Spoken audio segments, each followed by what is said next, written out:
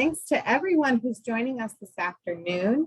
My name is Julie Heaton. I am director of the Sokolov-Miller Family Financial and Life Skills Center, who's putting on this webinar today on public service loan forgiveness. This is really supposed to serve as an information session to get you up to speed on what's happening with public service loan forgiveness policy and give you a little bit of direction, hopefully, on how this might be helpful for you in your life.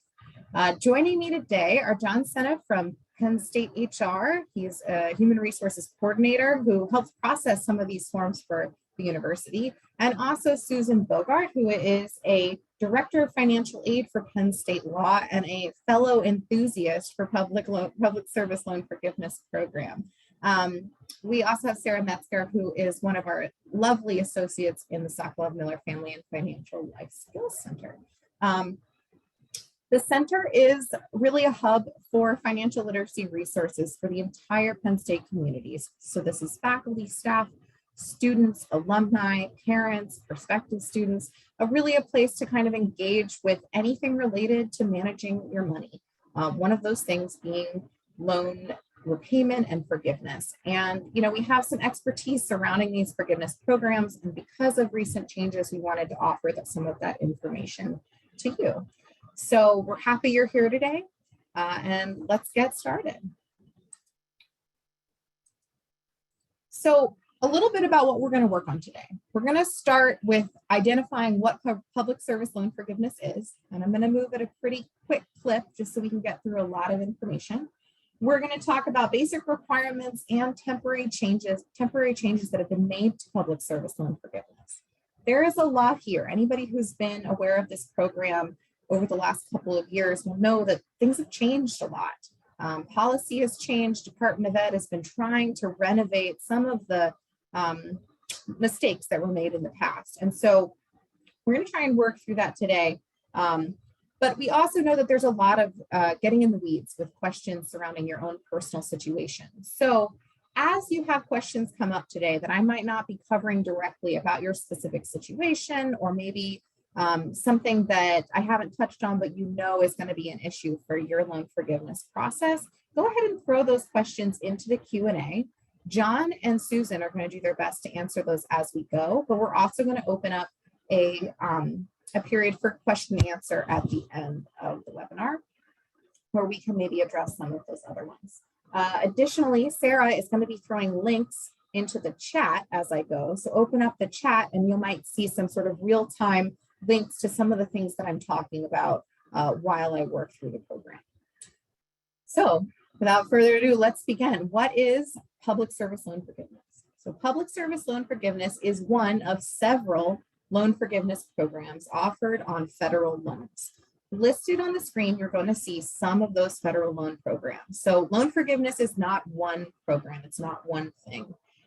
There's Perkins loan forgiveness, teacher loan forgiveness, income-driven repayment plan forgiveness, and then various other programs for specific types of fields that people might work in, especially the health industry. So public service loan forgiveness is by far the most comprehensive of these loan programs because it offers total and complete forgiveness at the end of a period of repayment and public service.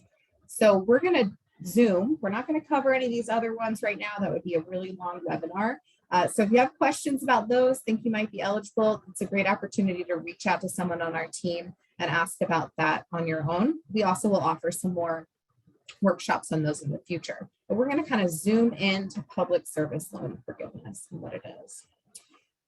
So a lot of you might be here because you've heard that eligibility requirements have changed since last October, and that is correct. What has happened is that since October 6th of 2021, the Department of Ed has instituted some temporary requirement changes and eligibility changes surrounding who is eligible and what payments are eligible for public service loan forgiveness. What's important to recognize is that these changes are only until October 31st. So if you are someone that had not qualified in the past because of type of loan or payment plan type or deferment type, or you are on teacher loan forgiveness, this whole list of things that we're going to go over later in the session, you need to make some changes or submit some forms before the 31st to meet these temporary waivers to make payments eligible. after the 31st, if that is ultimately the date that they do not extend, that is the date that you must get that paperwork in by. After that, we're going to go back to the normal public service loan forgiveness rules.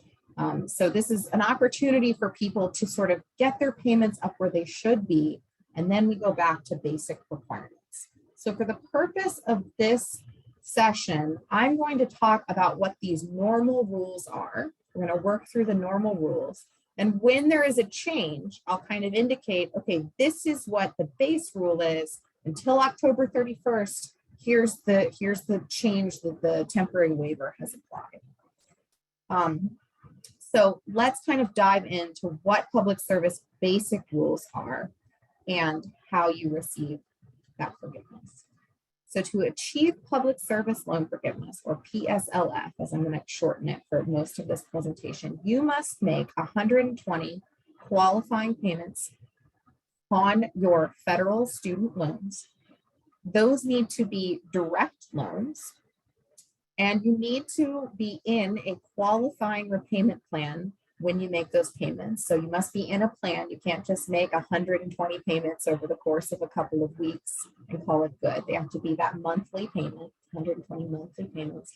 And then the whole time you're making those payments on your direct loan, in a direct payment, in an income-driven repayment plan or standard repayment plan, you also have to be working for a qualifying employer at least 30 hours a week. So that has to overlap. You might make payments, but you're not working for the qualifying employer during those months, and those would be ineligible.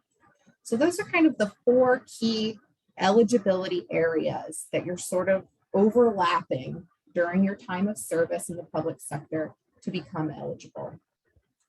We're going to dive into each of these areas, starting with the one that has caused the most problems historically for people seeking loan forgiveness, public servants seeking loan forgiveness.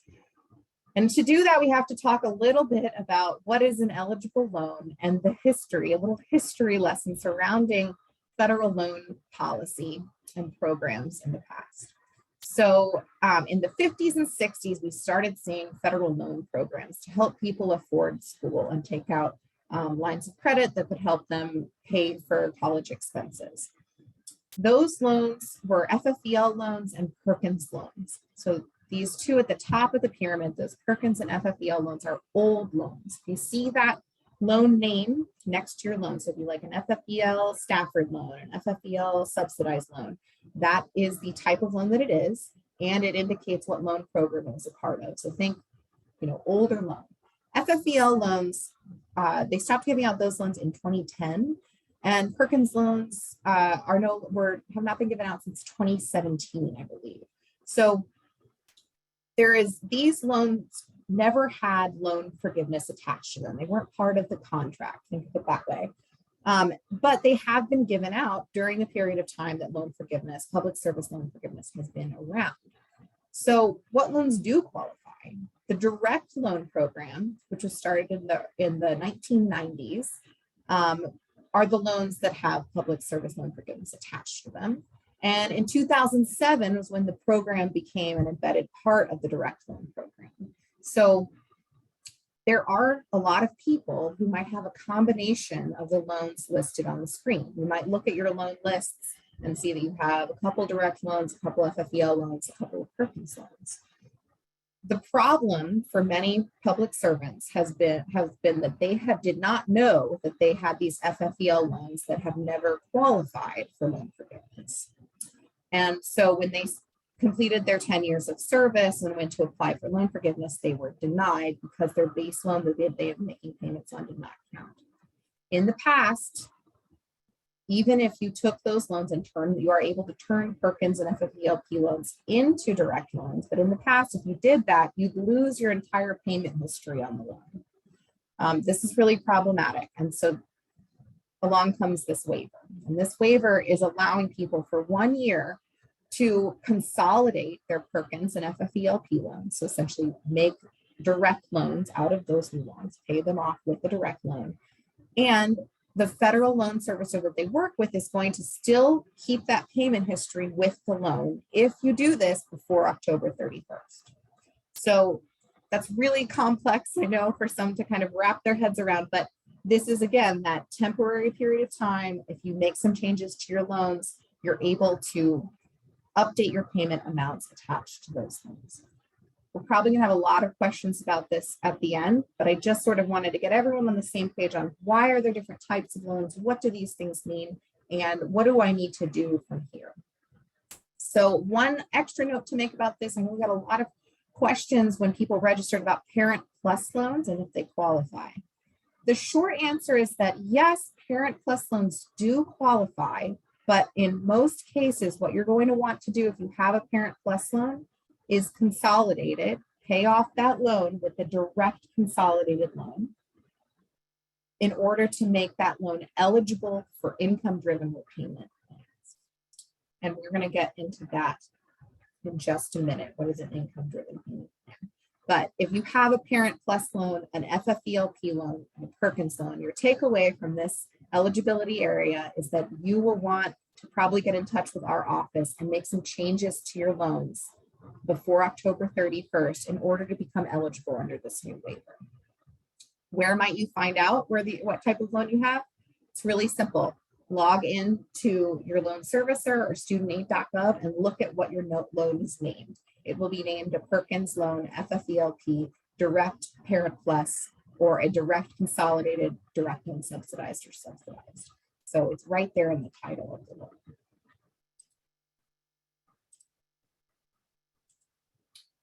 So I mentioned repayment plans.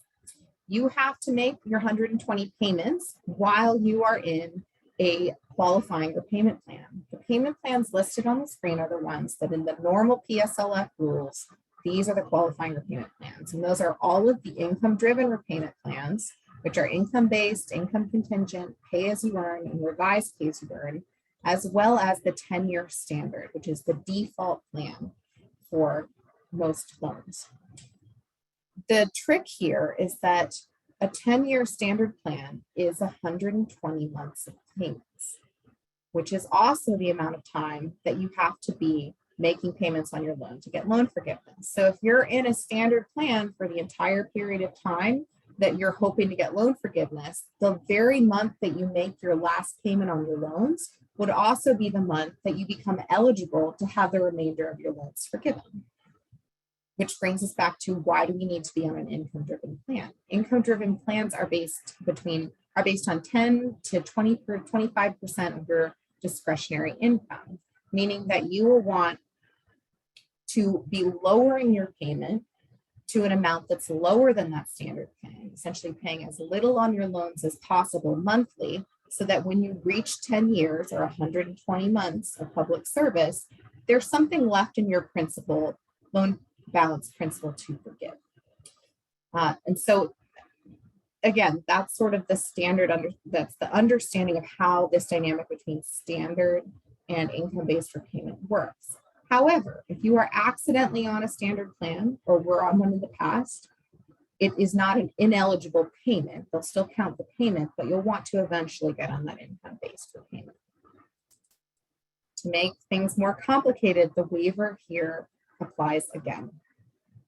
Any payments made accidentally on plans not listed on the screen, such as an extended plan or a graduated plan, those payments will count if you submit paperwork to your loan servicer, to MOHELA, prior to October 31st. So if you're someone who was ineligible in the past because of payment plan type, this waiver is for you. The next area of eligibility is the type of employment that you have. So this program is intended for public servants. Who is a public servant? A public servant is somebody who works for an organization that is a 501c3 tax status nonprofit organization, and any governmental organization. This would include the local, state, federal, or tribal organizations. And it would include some volunteer programs like AmeriCorps and Peace Corps, as well as military service. So if you are not sure about whether your organization qualifies as one of these public employers, it's really easy to go onto studentaid.gov and enter your employer into an employer eligibility database. and use the PSLF tool to establish if your employer will qualify. The most important thing to remember about employer eligibility is that you must work, first you must work for the employer. So you can't be a third-party contractor. There's lots of government contractors out there that don't actually work for the federal government, for example, but they work for a contractor that does work in federal buildings or federal offices or federal programs. And you also need to be at least 30 hours a week according to their HR, right? So most HR, we'll get into this more when John talks about how this works at PSU, but most public employers are going to have some kind of status or tracking mechanism for how much, what someone's FTE is while they're working at their organization. So full-time, part-time, and how many hours a week does that equate to? For public service loan forgiveness, you'll want to be working at least 30 hours a week in the month, on average, in the months that you were hoping to qualify your payment for. All right, the next area of eligibility is the payment amount. So I mentioned you need those 120 payments to monthly payments to qualify for loan forgiveness. What makes a payment? There has been some discrepancies about this in the past. The base rule for public service loan forgiveness moving forward is that you can make multiple partial payments in 1 month, but they will count as just one payment.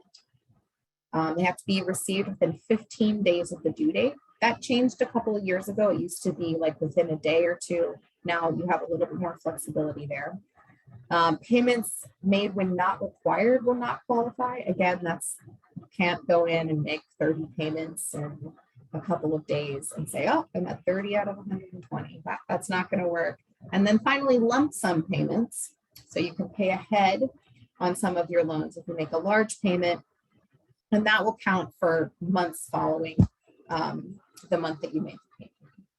A lot of this, if you've been in the AmeriCorps or Peace Corps or the DoD, there's some eligibility waivers that apply for this. So if you were in a military deferment or Peace Corps deferment, or you paid ahead of your loans, then those can be a little bit more tricky situations, but in most cases, those times will count, those months will count. Again, the waiver applies here. How does the waiver change this eligibility area? It basically is opening up any past payment on any plan that you made. They're trying to count as many of those as possible. So they're waiving some of these 15-day requirements. They're looking at some lump sum payments from the past and trying to incorporate those into the 120 needed. So it's a little less clear how they're making decisions in this area, but when in doubt, you're going to be submitting paperwork and asking them to take a fine-tooth comb to the payments that did and did not count in the past, and they're willing to sort of reconsider some previous payments that did not qualify during this waiver period.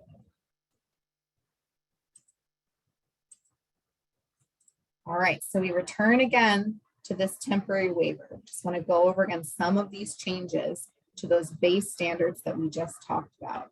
First and biggest one is that if you have FFEL loans or Perkins loans or those Parent Plus loans, we're going to want to be consolidating those loans to make them eligible before October 31st. You want to submit paperwork as well if you've had repayments in the past that have not counted.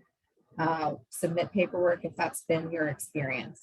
If you have a period of repayment where you were late making that payment or the amount due, submit a form and see if you can have some repayments count from the past.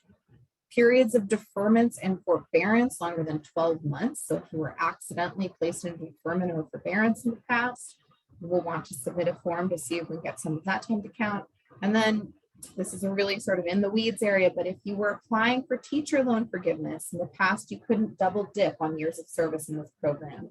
Under the temporary waiver, teachers who in the past could not count their time teaching towards teacher loan forgiveness will now be able to count their years of service in the school system. All right, so I moved really fast through those, but I want to have a lot of time for questions. So you might be asking, okay, you've identified me. I'm someone who in the past has been denied. I know I have FFEL loans. What do I do now? So different people will enter at different times on this or at different places in these next steps. But in general, the first thing that you want to do is you want to go to studentaid.gov or to your loan servicer, but ideally to studentaid.gov, and go to loan details and check and see what type of loan you have. Do you have an FFEL loan? Do you have a Perkins loan? Do you have a Parent Plus loan? What you want to see is direct in the title of every single loan listed. If that is not you, if you do have one of these different types of loans, then you will want to do a consolidation of your loans to make them eligible for this program before the 31st. If you need help with that, we're going to prioritize meeting with those folks. So if you want a little bit of help working through your consolidation, making sure you do it correctly, we're happy to meet with you and go through that process. It can be a little bit tricky.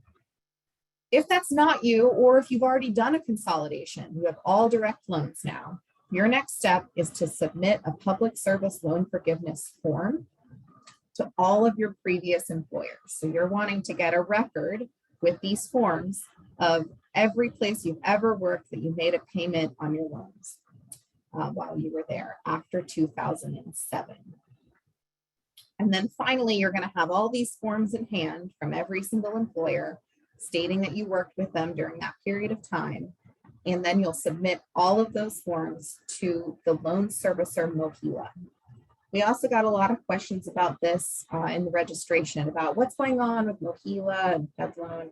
And essentially, these are all new words to you.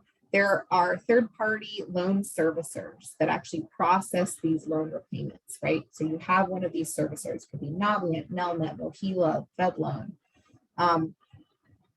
In short, FedLoan is phasing out. They're moving all of their clients over to MOHELA. And FedLoan used to process public service loan forgiveness. So if you're in this program, you're with FedLoan right now. If you're not with FedLoan right now, and you've never submitted a form before, you're going to need to get your loans over to MOHELA. And you do that by submitting the public service loan forgiveness form.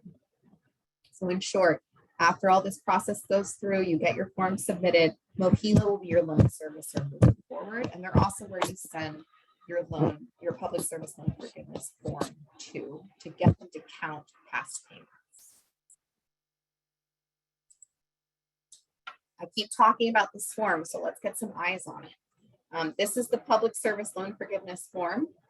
If it is, the easiest way to find this form is to Google public PSLF form or public service loan forgiveness form, and that will be the most current version of the form that's online. It's a .gov PDF. The way that you complete this form in most cases is that you fill out the first page of the form. And usually I recommend you leave off your social security number if you're going to be emailing it. But you fill out the first page of this form. In section 2, you're going to select which of these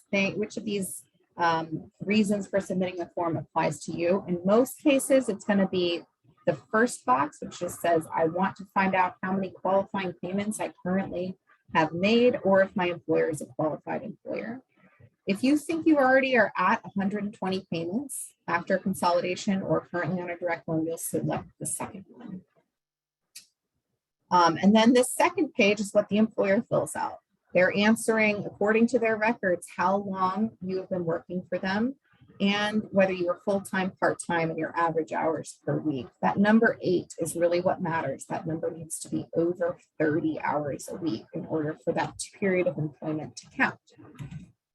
Some folks work at multiple public service jobs. That is okay as long as the total number of hours worked is at least 30. So you could submit 2 forms, one that says you work 15 hours a week during this period of time, and that same period of time has you overlapping with another job that you work 15 hours a week. It totals to 30. You submit them together, and those payments will count. All right, there's also this nifty button here. So if you're like, oh, I've seen this form, how do I get there? Click that button and you can go to the form right now. So you're sending these forms out to all of your employers. It's going to be a different process for every place that you've worked. Just a reminder to check the expiration date on that. You're going to get these forms back from your employers. You want them to send them back to you because you might have several of them and you want to submit them all together to MOHELA. And this is on page 4 of this long document that includes the form. Is section 7 says where to send the completed form. You want to send that to the loan servicer MOHELA. If you, I'm seeing some chats right now that say I've submitted to FedLoan, what's going to happen to that? Well, it's a little bit of a because FedLoan is moving their clients over to MOHELA, they are still processing these forms from the past couple of months. If you haven't heard anything from them, it really doesn't hurt to submit the forms again, right? Submit more forms to MOHELA now that those loans are moving over to MOHELA. At some point, if you've been with FedLoan, sometime before October, your loans will be moving over to MOHELA. My recommendation between mailing, faxing, or uploading is that if you have MOHELA already, to upload. It is the safest and most secure way to submit these forms. If you do not have MOHELA, this is the first time you've submitted any paperwork for loan forgiveness. You're going to want to package all of those employment certification forms together and send them via snail mail or fax. All right, and this is where John's going to help me out. So each loan or each HR department is going to have a different process for how they want to manage these forms coming in to certify.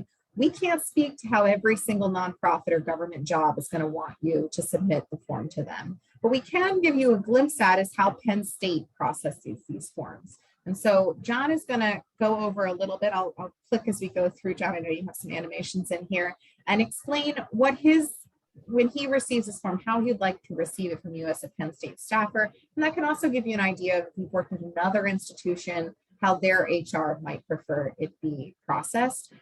When in doubt, send an email to an HR representative where you used to work. All right. Well, thank you.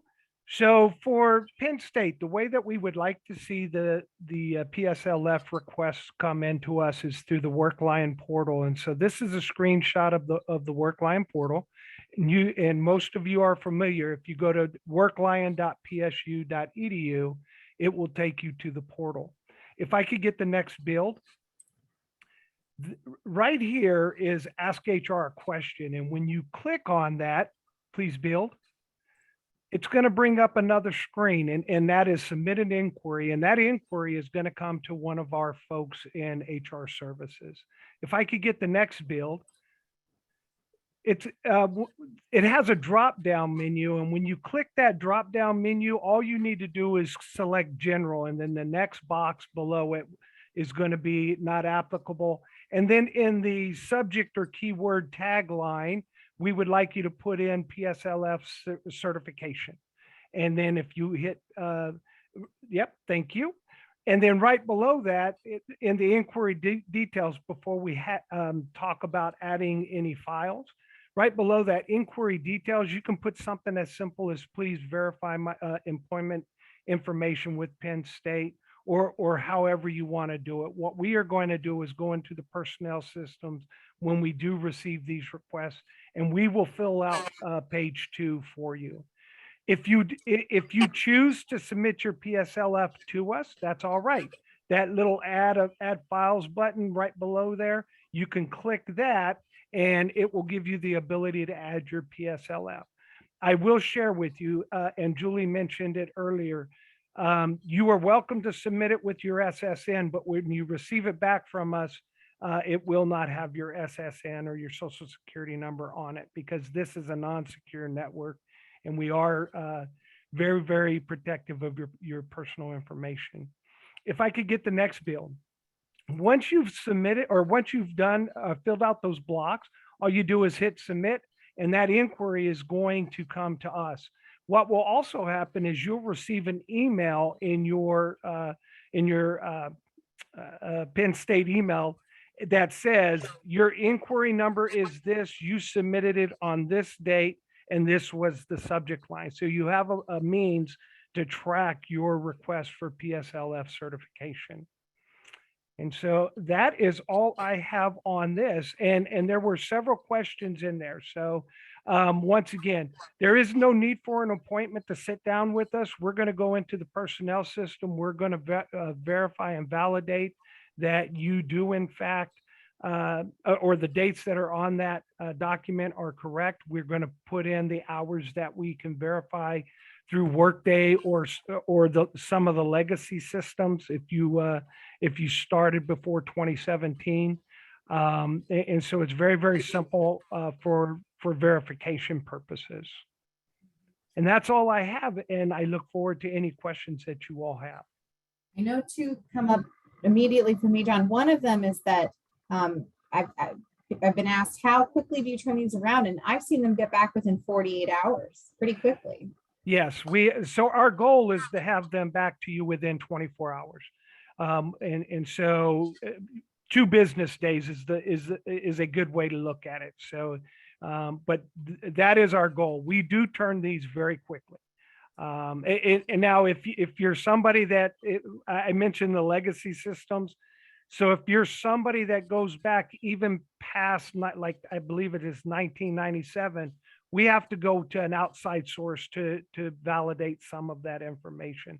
But other than that, we're pretty quick with turning these around. And John, another question I'm seeing a lot in our appointments is if you've had multiple positions with Penn State, some of which may or may not, maybe you were a vendor or there's some complicated situations. Do you want them to just put some key language in that inquiry to signal that there were different employment types, or how would you handle that? So they are welcome to do that. When we pull their file, we will be able to validate the number of positions. So if you're a full-time employee, regardless of the number or the number of positions as a full-time employee, we are going to put that whole time period. So if you started in, we'll say in 2002 and you move forward to today, that full 20-year period was all full-time service. So, and as you know, we're going to put the start date on there on the previous slide. We're going to put the start date on there, still employed, full-time employee, 40 hours a week. And so that is that situation. If you were a part-time employee and you would like to include some of that part-time service, we will do a PSLF for the part-time service that you did. And then we will do a PSLF for any full-time service that you did. If you had multiple part-time positions, we will do a PSLF for each one of those, because as you all know, sometimes part-time positions overlap. And so Mohila will do the calculations to see, okay, are you eligible, and does that time meet the 30 hours that they're looking for? And I'm really glad you mentioned that, John, because I think the general advice I give people when they say something like, oh, well, I was part-time and then I was full-time, is send a form to the HR, wherever it is that you're working with. And you can indicate like some information about your work history there, but they probably have a process for doing this. And so wait for them to sort of send back to you what you need. So if they might send you back more than one form completed because of different types of employment status. So that's been sort of the advice I give. Would you say that's pretty sound, John? Yes, that's perfect. Yep. Great. I'm going to answer one question that just came in the chat because it is really important to note. And that is, when do I submit this form to Penn State HR? And you will want, it depends on what your situation is. If you're completing a consolidation on an FFEL loan or Perkins loan, you're going to want to submit, you can submit this form to HR whenever in this process, but you'll want to hold off sending it to Mohila until your loan has moved to Mohila. So you can get, John and his team to certify your employment up until today's date, but you'll want to wait to package it with all your other employment history and send it to Mohila until your loans are actually with Mohila, so they don't receive the form and then go, well, we don't have any loans from this person. So that's a really good question. I'm not sure about that, Julie. I think if the form goes to Mohila, they will evaluate whether the employment counts, and then they will acquire the loan.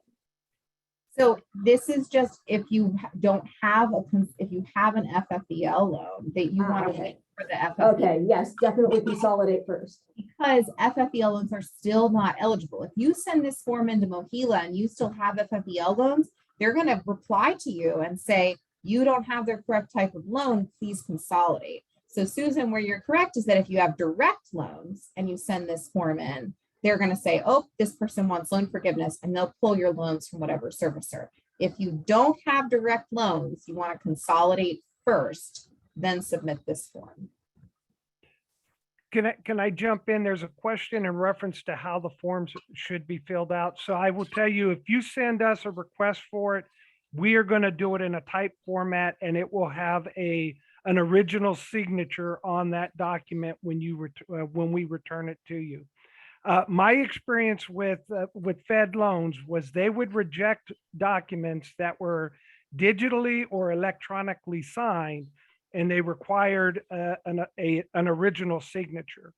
And so I recommend to everybody that when you submit your documents, one, make sure that your HR rep, if you're going outside of Penn State, I will guarantee if it's inside Penn State, it's going to have an original signature on it. But yours must also be an original signature on that first page. Yeah, and this is sort of intricate. It's like drinking from a fire hydrant is what I say sometimes. But there are people like John and myself and Susan at other places that you've worked that are comfortable with navigating this form. So just reach out to your prior employers and ask them how they would like this form submitted in their process. I just want to note one more thing. The email is not the best way to submit. So don't bombard their Ask HR question with an email if you can just submit the form. Now, if you have a question beyond that, absolutely, his team is there to answer. Yeah, absolutely. Ask HR is not the best way to do it, because if it comes in and Ask HR, we're going to put it in an inquiry for you. Mm-hmm. And so you're going to receive an email back through the inquiry process, because that is our accountability for tracking these. Also, it's a database of records. So if in the event that you lose your form or whatever, it is maintained within that inquiry, and we can go back into history and pull that document for you. Great. All right, before we open it up for question and answer, I just want to comfort you by saying that if this was really a lot of information to process and you're like, I still don't really know what to do, we are here to help. The Sokolov-Miller Center is offering PSLF consults one-on-one. I will note here that we are getting a lot of requests for these consults. So if you are someone with direct loans and none of your loans are in the FFEL, Perkins, or Parent Loan programs, Parent Plus programs, we really want to prioritize meeting with people with the other types of loans, right? So if you have direct loans, your first step, just direct loans, is just submit a form to every place you've worked and send it into Mohila. If after that, you want to meet with us and talk through how that form is processed or the payment count that they gave back to you, that's great. And we're happy to do that moving forward. But in this sort of sensitive time period where people need to get their loans consolidated and get this form into Mohila before the 31st, we want to prioritize our colleagues that have FFEL loan, Perkins loans, or Parent Plus loans to make sure that we can sort of get this process moving before October. That does not mean you can't reach out to us. Please send us an email and we can answer a lot of questions via email. And eventually we will be able to deal with the volume of people wanting help with this. But just do try and kind of troubleshoot that on your own if you're with direct loan servicer or loans already. I'm seeing something that says this, how do you schedule? And it's not live yet. This will go live after this presentation ends. We're going to have a link here under schedule a PSLF consult. It's on the home page of our website, which is FinLit or Financial Literacy at Penn at PSU. Or it's not listed on here, is it? Financial Literacy at psu.edu. And there will be a submit a request inside this number 3, schedule a PSLF consult.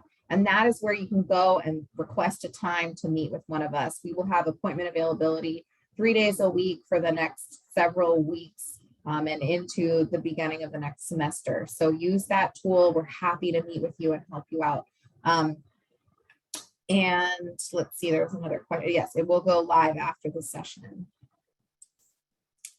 All right, so we're going to open up to question and answer. Like I said, thank you so much for joining us today and bringing your questions to us. Hopefully we'll get to answer some of the more in the weeds questions at this point, but we're here to help, and we're glad that you attended today, and let your friends know about this if they've got loans and might benefit from this program.